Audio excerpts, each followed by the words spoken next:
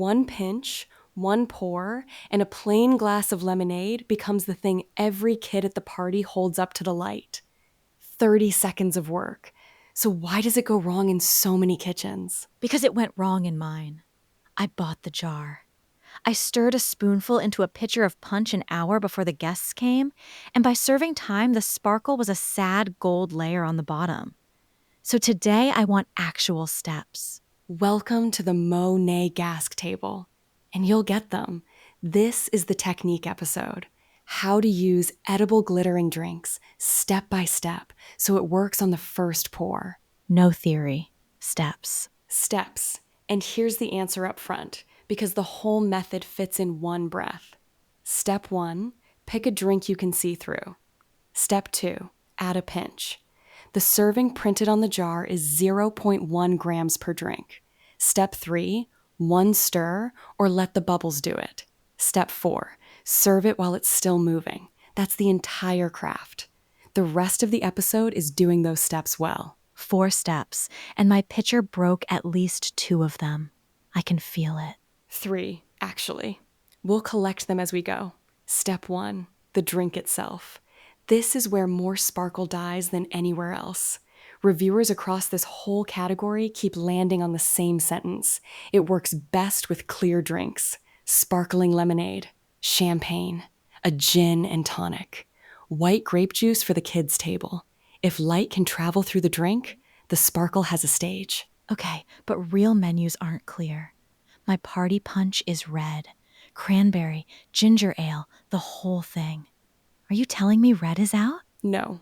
And this distinction saves your punch. Clear doesn't mean colorless. It means see-through. Hold a glass up to the window. If you can see your fingers through it, glitter will read. A red punch turns into a garnet swirl, one of the prettiest effects there is. What kills sparkle is opaque. Milk, coffee, cola, hot cocoa.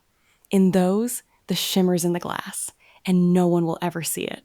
See-through, not colorless. My punch lives. Step 2, then, the amount. Be honest, because 0.1 grams is not a number. It's a rounding error. No kitchen scale I own can even see it. Nobody weighs it. A pinch between 2 fingers is the serving. That's the whole measurement. And the guidance on the jar adds one option. Double the serving if you want a richer color. And there's my problem. Double it for richer color is the jar politely asking me to empty it twice as fast.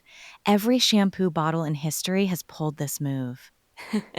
Fair suspicion. So let's do the division. At a pinch, a glass, a 10-gram jar pours about 100 drinks. That's maybe 10 to 15 cents of glitter in each one. Double it, and your showstopper glass costs 30 cents. The doubling isn't a trap. The numbers are too small to be a trap. But I'll half agree with you. In a fizzy drink, you rarely need it. Motion is what makes sparkle red, not volume. A moving pinch outsparkles a sitting spoonful every time. A moving pinch beats a sitting spoonful. Fine.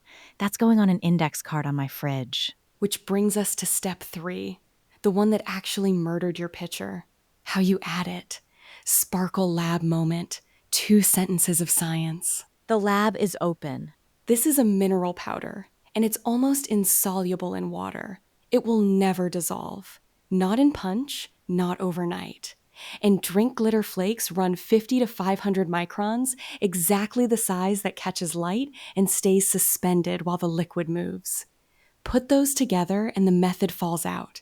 The glitter doesn't melt into the drink like sugar. It rides the current. No current, no show. So my mistake wasn't the spoonful. It was the hour. I gave it 60 quiet minutes to sink. That's it exactly. So, 2 ways to add it. Pinch into the empty glass first, then pour the drink on top. The pour is the stir. The tumble wakes every flake on its way in. Or, for a drink that's already poured, sprinkle the pinch on the surface and swirl as you hand it over. And if it's bubbly, champagne, seltzer, ginger ale. The carbonation is a built-in stirrer, lifting the flakes for you all night. Now defend step 4, because serve it while it's moving sounds lovely for one cocktail and like a fantasy at an actual party. A punch bowl sits on the table for 2 hours.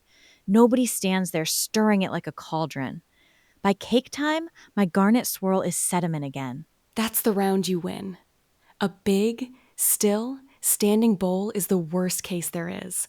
Lots of liquid, no bubbles, no motion.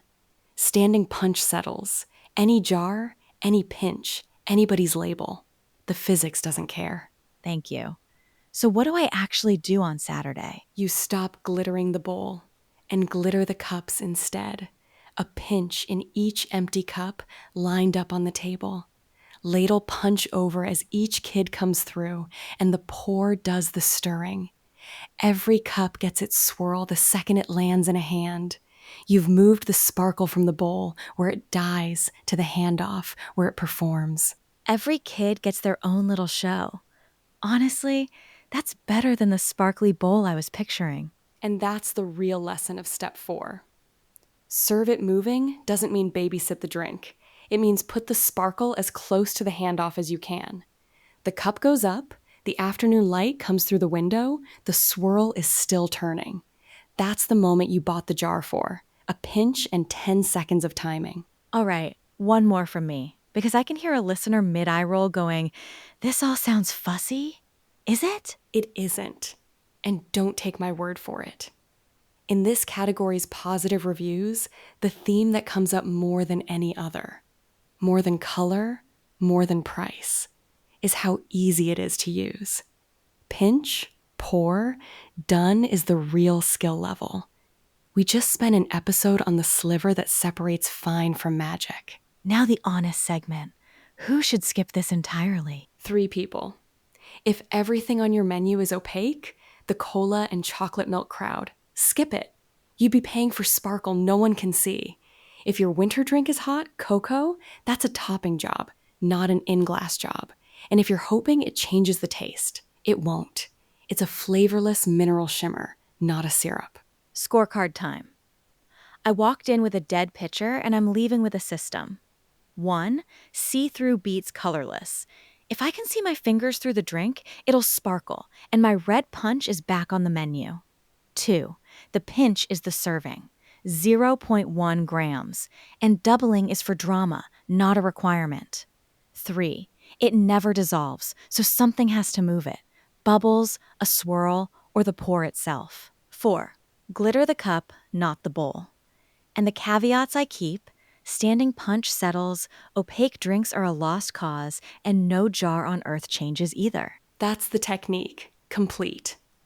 One footnote, if you want the jar that's built for exactly this, the Mun JASQUE Iconic Gold Drink Glitter, the 10-gram jar, is on Amazon.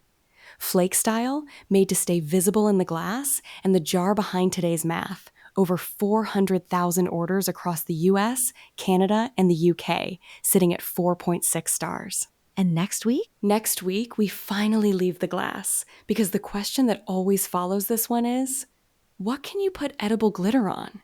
Cakes, sure, but strawberries? Chocolate? Cookies? The full map of where sparkle belongs next time. My cupcakes have been waiting for this one. Quick note before we go, this show is produced by the team at Monet Gask with AI-crafted hosts, and every number you heard was checked by humans against the documents. See you at the table.